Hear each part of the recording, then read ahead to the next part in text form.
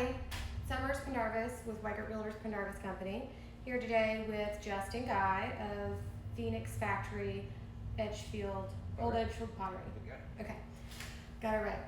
Sometimes we have to do retakes because I mess up the names. Doing good. And we are going to see a 3-stage part little mini series about pottery and what he makes here. So today we're going to see the beginning stages, the wedging, the getting it on the wheel. But first, as an intro, we're going to talk about what is the end product.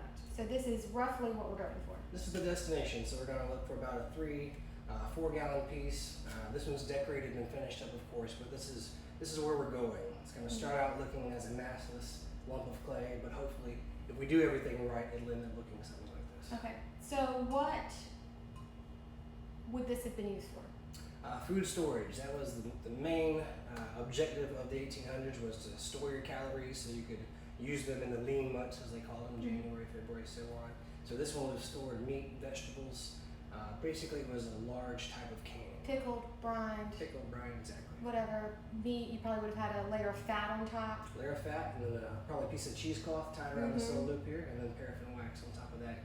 Hopefully gives you an airtight seal. And if you do that right, then you get to eat in January. And then you don't get, what's that thing you get from bad canned food?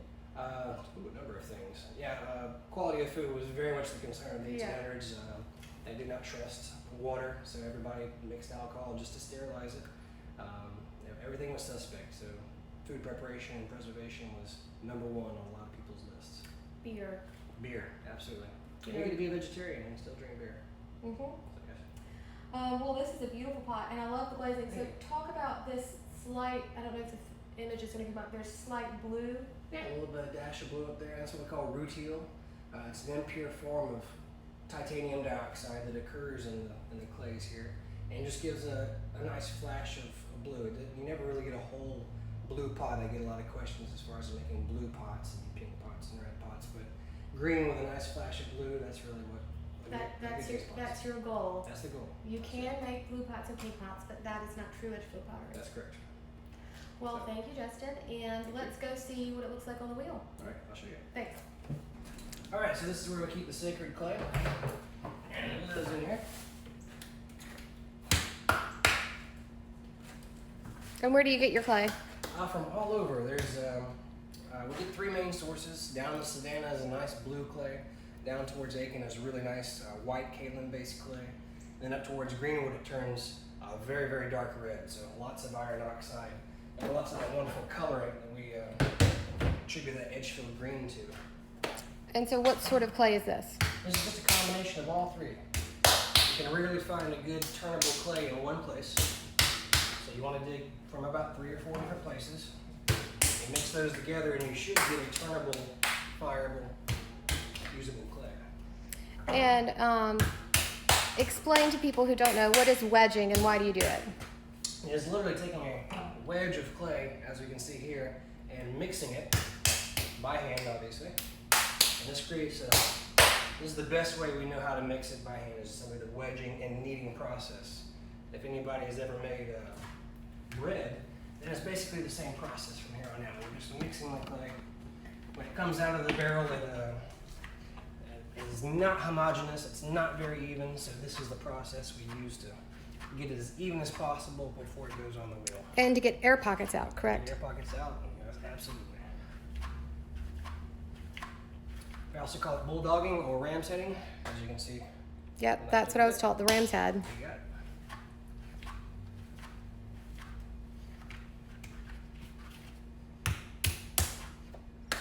And so this is now ready for the wheel. This is the blank canvas. This is what every And pot starts out looking like. About how much is that? Let's see. Let's take a look. Yeah. Getting around to 9 pounds there, so that'll give us about 1.5 gallons. Okay. So yes. Nice size pot. And work.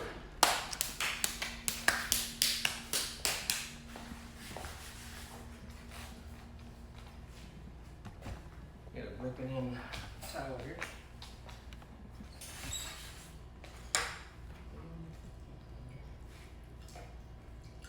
Sacred corgi wood. Yep.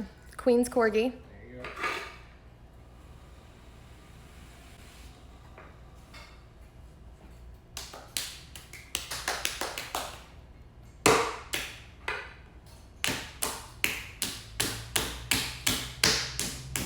So here we are with the clay on the wheel. Clay on the wheel, and so this is the beginning of the formative process. The potter's wheel is just a large tool. It basically allows us to make a pot in sections because we can work on it as it becomes the pot, basically. Basically, it's just an oversized tool.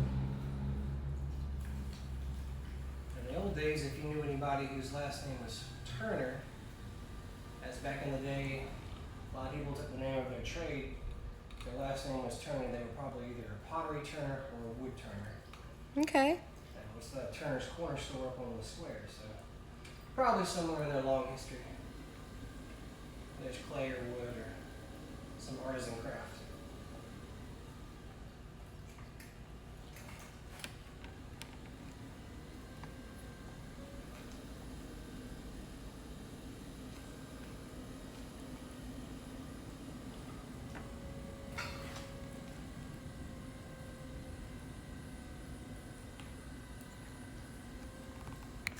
And so what are you doing now? So now we're opening up the ball, as we say. We had a ball of clay, and this is called opening the ball. So now that it's centered and... Now the center, we're just going to apply pressure in the middle, and the hands naturally find the center of the mass. So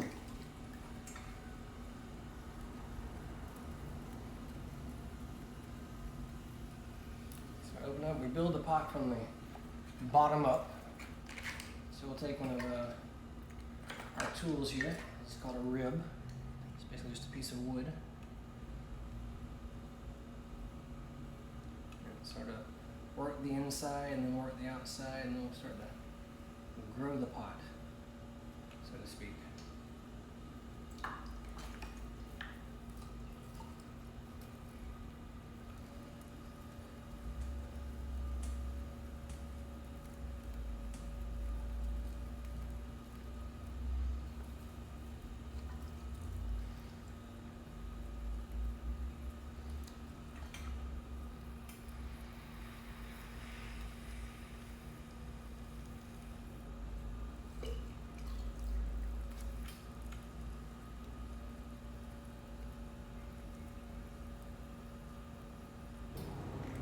Basically what we're shooting for in the beginning is a cylinder. It starts out looking sort of like a volcano, but the mid stage will look like a cylinder. That's where all of our forms come from. Whether it's a pitcher or a jug, or even if it's a short cylinder, it'll become a mug or something like that.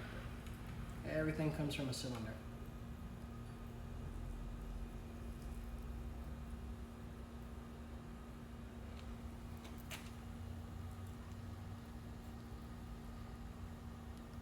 So mesmerizing. They used to talk about going down to see Uncle Dave turn magic on the potter's wheel on Sundays and after school, so it can be sort of mesmerizing or kaleidoscopic, I guess. Anyways.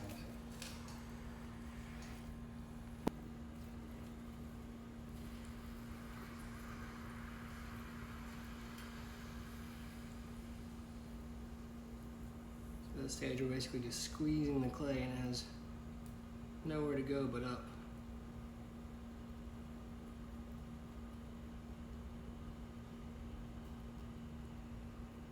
Back to that cylinder type shape.